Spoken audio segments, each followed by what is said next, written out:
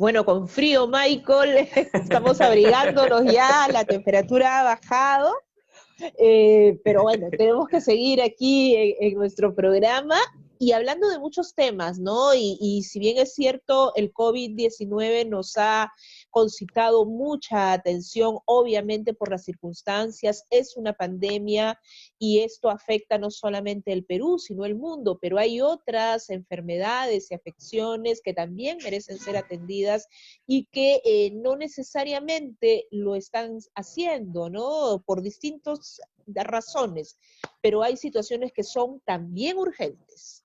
Así es, Sofi, y en realidad nos hemos puesto a pensar qué sucedería con los pacientes oncológicos, quienes deberían seguir un tratamiento. La emergencia definitivamente ha sido todo lo que ha sido la pandemia, el coronavirus, pero poco a poco estamos regresando a esta nueva normalidad y ellos, estos pacientes oncológicos, también necesitan recibir su atención, seguir su tratamiento.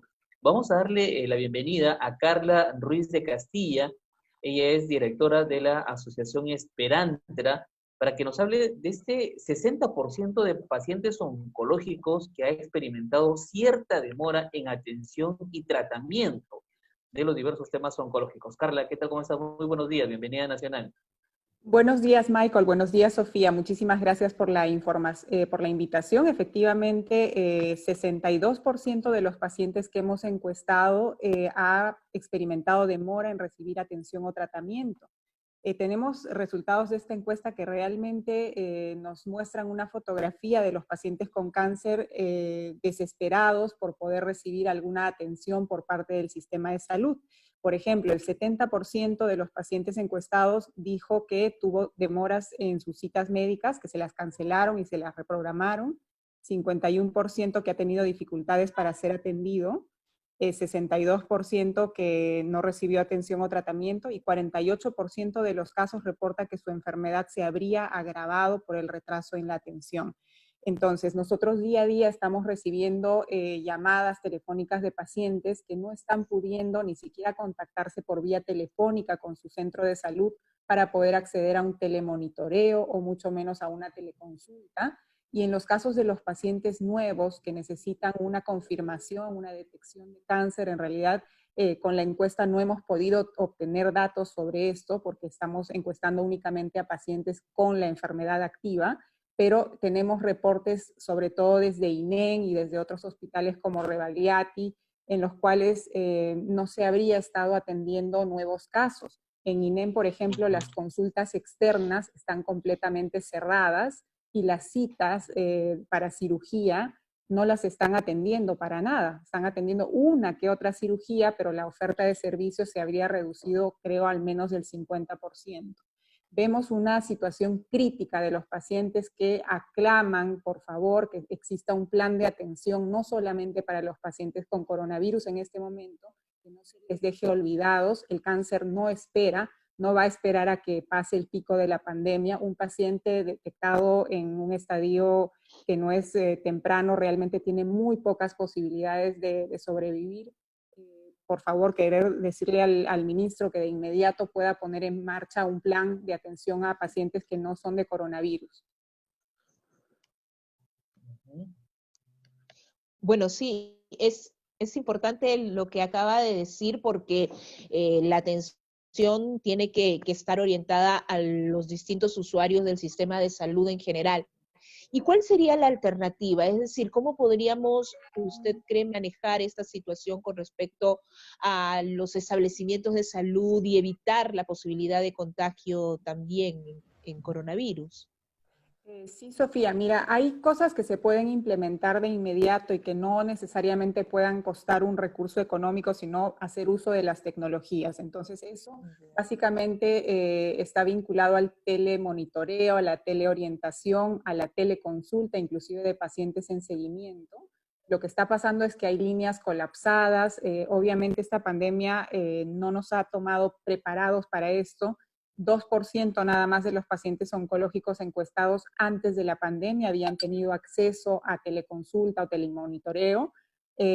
Ahora distintos hospitales lo están implementando, pero las líneas, como te digo, están en muchos casos colapsadas y los pacientes efectivamente no están pudiendo hacer uso de esta tecnología. Otro tema importante es habilitar las recetas online, que el paciente no necesite ir hasta el centro de salud para poder tener su receta o poder tener su medicamento.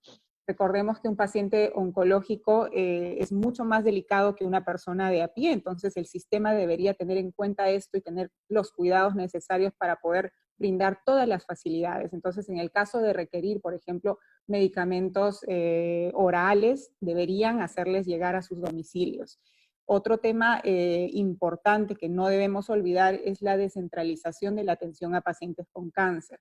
Casi todos los pacientes con cáncer de provincia tenían que migrar en algún momento hacia Lima para poder obtener atención especializada. Entonces, esta pandemia nos enseña que tenemos que tener un proceso de descentralización de manera urgente, porque con la inmovilización todos esos pacientes no han podido llegar a Lima y han detenido por completo su tratamiento. Otro tema que nos llama mucho la atención es el tema de la evaluación de tecnologías sanitarias. Cuando se trata de medicamentos de alto costo, como algunos medicamentos para cáncer, estos procesos de evaluación de tecnología sanitaria básicamente demoraban entre 6 meses o un poco más para poder ser atendidos. Ahora, como no pueden reunirse las comisiones, no puede haber el flujo burocrático que existía anteriormente, pues están retrasando aún más el brindar los medicamentos a los pacientes, y esto no puede ser. Tiene que haber en todo caso, una medida de emergencia para estos medicamentos, para que sean entregados a tiempo en un momento en que todavía pueden hacer efecto a los pacientes. Entonces, si hay una imposibilidad física de reunirse para estas comisiones o para dar estas respuestas, tenemos que generar un plan durante el coronavirus para hacer que esto no sea una barrera restrictiva para que los pacientes accedan a los medicamentos para cáncer. Y obviamente... Claro, me parece importante la encuesta que han desarrollado porque de alguna manera, como siempre se dice, desnuda todas las falencias que hemos tenido a lo largo de todos estos años respecto al ámbito de salud y especialmente del sector de población que sufre de enfermedades oncológicas.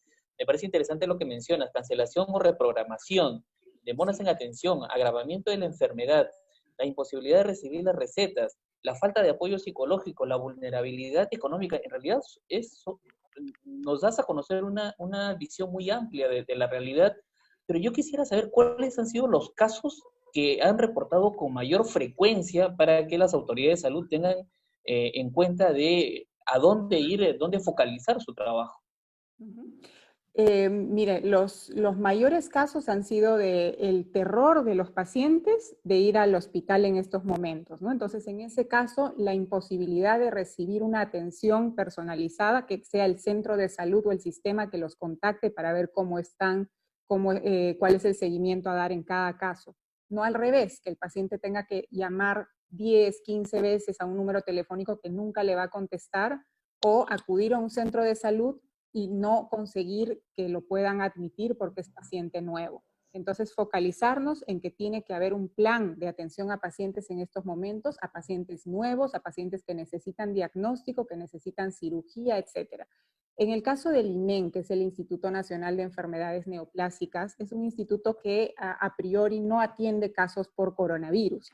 Entonces, los pacientes oncológicos que acuden ahí, algunos podrían tener coronavirus, pero no representa, por ejemplo, para un paciente oncológico, el riesgo de ir a un INEN, que es un instituto especializado en cáncer, no es tal como ir a un hospital, por ejemplo, de salud o del MINSA, que atiende todo tipo de patologías, donde hasta el 85% de casos que atienden son de coronavirus en este momento. Entonces, tal vez deberíamos pensar en brindar estas atenciones en clínicas no especializadas en atención a pacientes con coronavirus, ¿no? Dar una alternativa a los pacientes con cáncer, a tener todos estos cuidados de tener un flujo separado a pacientes con coronavirus para evitarles el mayor riesgo de infección.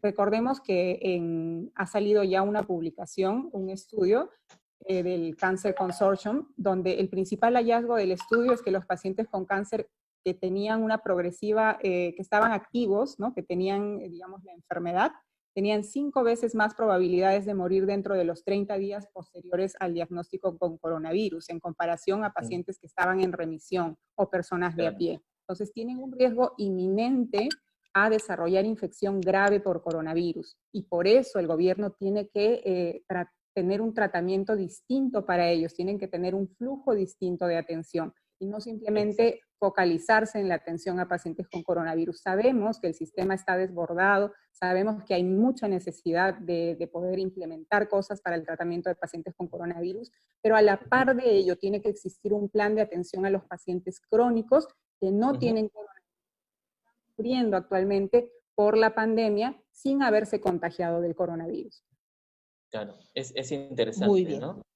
Sí, muy bien, y muy interesante y muy importante el trabajo que se desarrolla, porque como tú bien dices, todos y todas deben tener derecho a la salud y los pacientes de cáncer tienen que ser atendidos cuanto antes. Muchas gracias, Katia, por haber estado con nosotros, por haber compartido aquí en Nacional.